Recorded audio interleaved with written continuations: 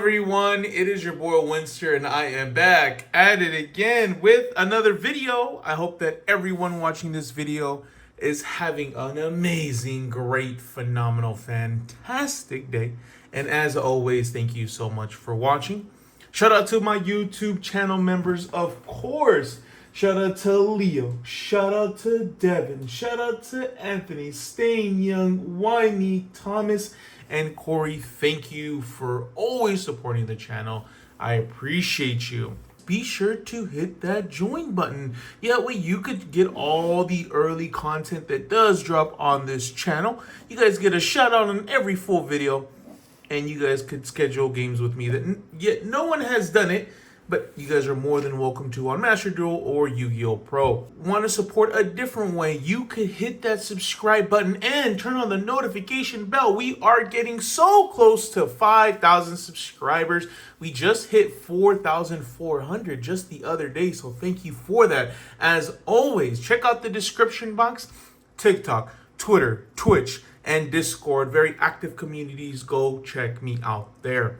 But let's get started with today's video. So today we are going to be breaking down my Fiendsmith Ryzeal Bystial deck profile. And guess what, guys? Recently I went undefeated with this build, so I am pretty excited to showcase what I actually was playing. There have been some changes, and I'll definitely highlight those once we get to those points. And I'll definitely highlight some key elements to the deck once we get to those points as well. But let's get started. To no one's surprise, I am playing the Ice Ryzeal 3 of. This card is the best normal summon in the deck.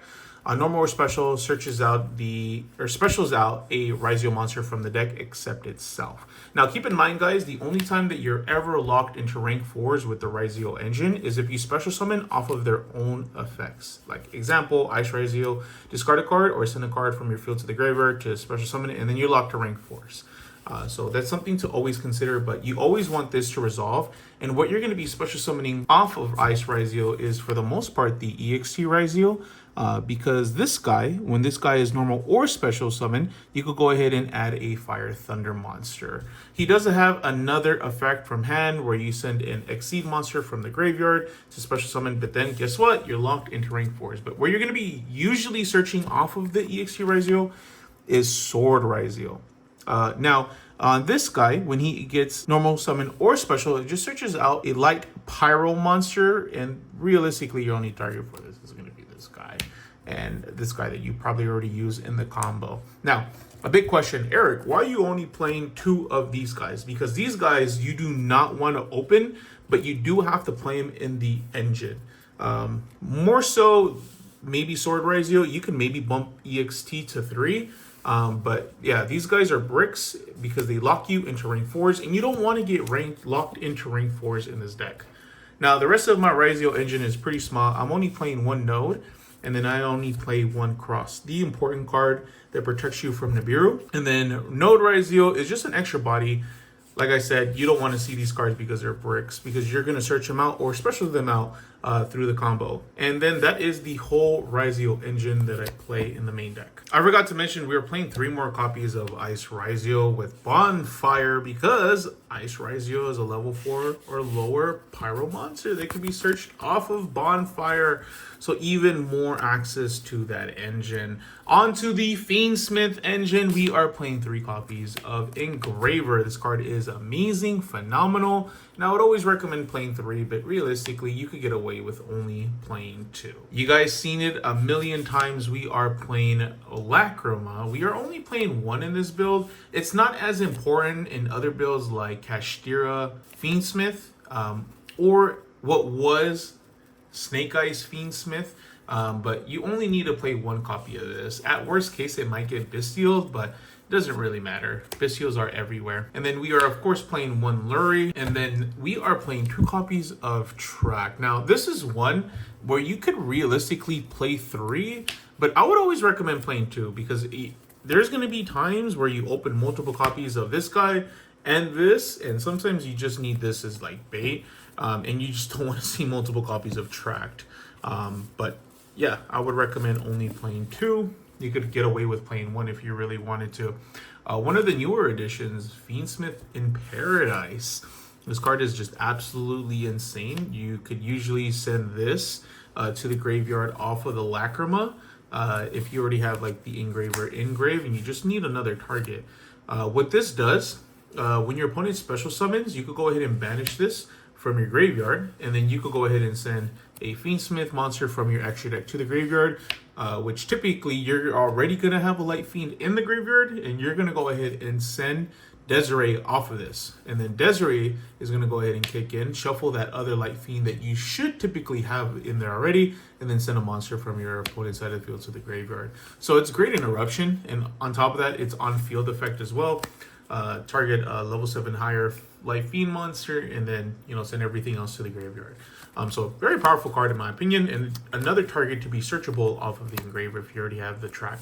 Onto the Bystial engine, I am playing 3 copies of Lubellies.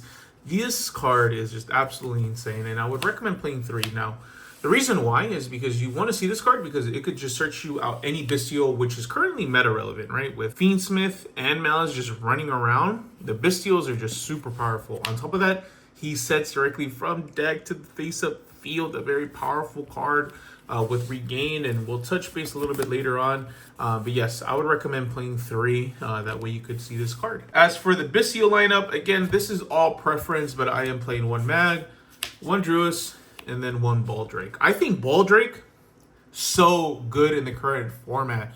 Reason being, right? When your opponent special summons Link, Exceed, Synchro, any extra deck monster, ritual, you could go ahead and tribute a light or dark monster and then banish that card. The thing is, it doesn't matter where they're special summoned from, just as long as they're summoned. So with Malice running around and special summoning from the banish zone all the dang time, this is just going to go ahead and interrupt them. Obviously, Magnemite and Druisworm are powerful as well with sending and then just searching another copy and just recycling the Bystials at the end phase. And on top of that, it's just huge bodies, right? 2,500 attack is freaking huge. And they go into some very powerful synchros. And like I said, Branded Regain. Jesus. Shout out to Jay, man. He put me on. But what this card does is that when a light or dark monster is banished, you can go ahead and activate this effect, shuffle that card back into the deck, and then you get to draw a card.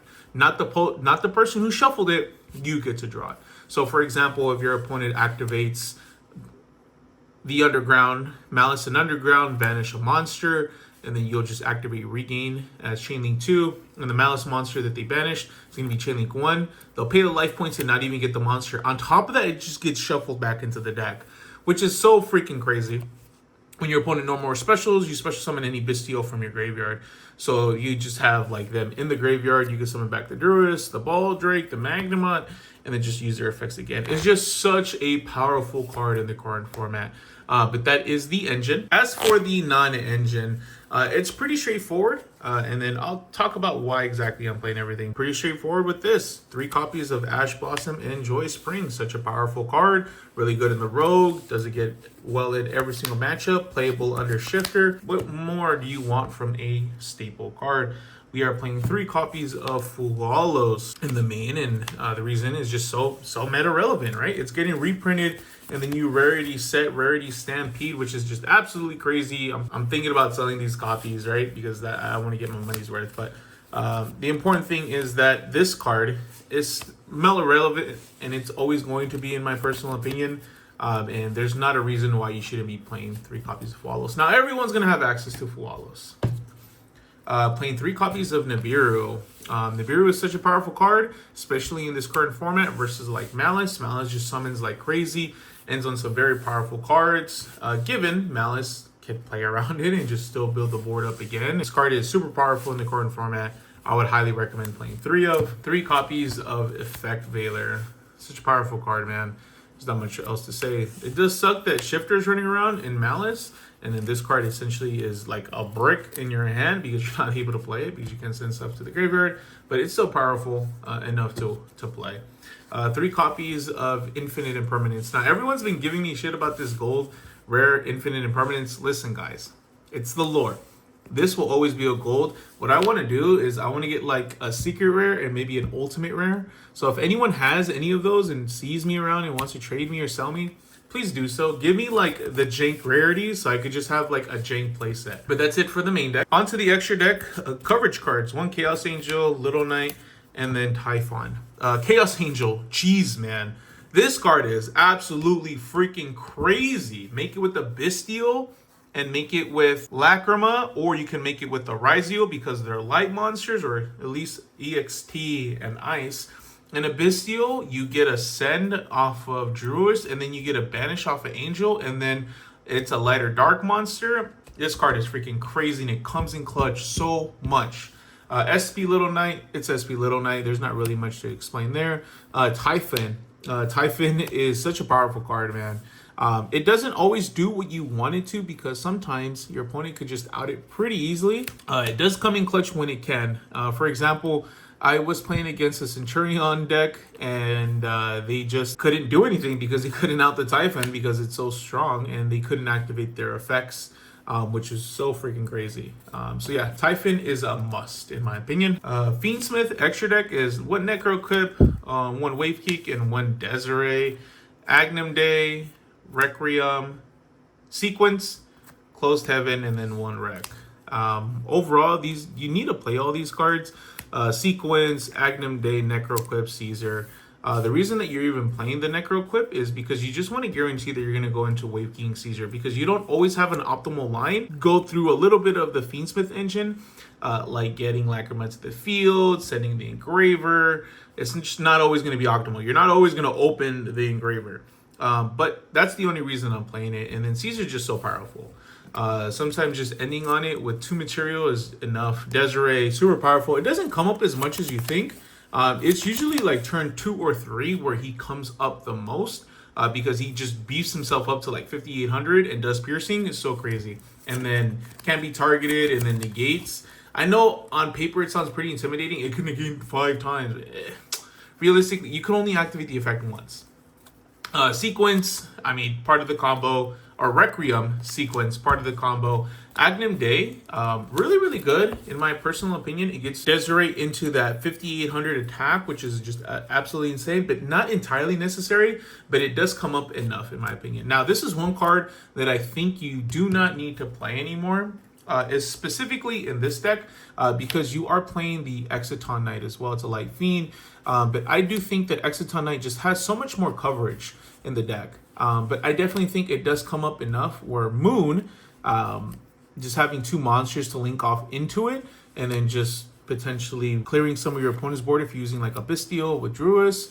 But you could get away with only playing one of these. I don't think you need to play both of them, but I just do just in case, because sometimes it comes up. For the Ryzeal extra deck, I'm playing the Aggregator. I am playing 2 Detonator, and then I am playing 1 Dual Drive. Dual Drive never resolves. When it does, it's just a godsend.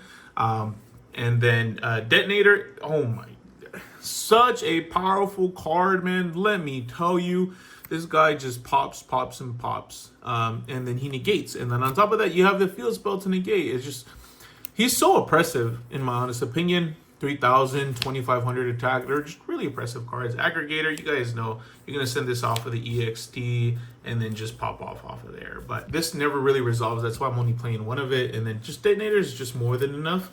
And then worst case scenario, you just activate the field spell, shuffle these back into the deck because it's just Ryzeal cards, not specifically like main deck monsters or anything like that. And then you get a free draw. Side deck.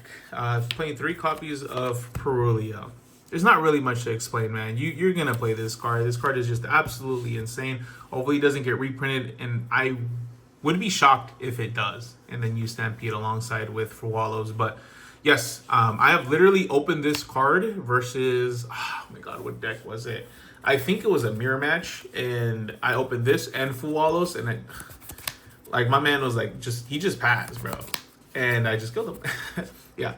Gotta play that. This is a new edition, and the reason being is because I'm just tired of Malice. Against me, maybe it's just the matchup, maybe I just need to learn it more. I just feel you can't throw hand traps at it and stop it, right? Because there's not a lot of interaction other than like Ghost Spell, where you could stop stuff from getting banished. And usually they're just gonna like be banishing from the deck or something like that. But point is that I definitely need to play the Lancia because the hand traps like Ash, Emperor, and Valor are just not enough, in my personal opinion, right? Because they just have so much engine with the trap cards, with the monsters, and with the combo pieces, with Sark, Dotscaper, stuff like that. it's so powerful, and I just feel like I need some coverage versus the matchup. That's why I'm playing the Lancia. Because I was playing deck lockdown. Another addition, 2 copies of Droll. I do think that because of Fualos being everywhere, and the Melchummies, not just Fualos, Perulia, you sometimes have to draw yourself on your turn when your opponent draws a card, and just stop your opponent from drawing cards. On top of that, this replaces deck lockdown. Yeah, it doesn't stop the special summon from the deck, which can hurt a lot of decks. But I do think that having stopping my opponent from searching, which is a huge thing in this current format, Kashtira, Fiendsmith, Ryzeal, they just search so much. So I think it's a really good idea to play the Droll. And on top of that, Malice, they just draw so many cards. And then I am playing 2 copies of Thrust. Now, for all my Thrust targets, it was reduced a bit, but I am playing the D-Barrier, Lightning Storm, Raigeki, Feather Duster, and then the Talons. I think this is really, really good. 2 copies, right, of Lightning Storm, because it does exactly the same thing, right? I love opening like this and then a combination of these 2, because you're gonna board wipe your opponent. I was playing like Evenly Match and Dark Ruler. It just wasn't doing enough, and these are the really powerful going second cards, especially since you're playing Thrust and these are all searchable. Whereas adding the Droll and the Lancia just give me a bit more coverage in matchups than Dark Ruler and Evenly will ever. Not that like they're bad cards, but I just like the coverage in the actual matchup. But guys, that is going to be it for my deck profile. Let me know what you guys think. Are there any changes that you would do? Any additions? This is a 42 card build. Let me know your thoughts in the comments section below. But that is going to be it for today's video. Hopefully you guys enjoyed. Please like, comment, and subscribe. Let me know what you guys think in the comment section. And of course, I will see you guys later. Peace out. Happy holidays if you guys celebrate it. And if you guys don't, just hopefully you have a good rest of your day. And I'll see you next year. Peace out, guys.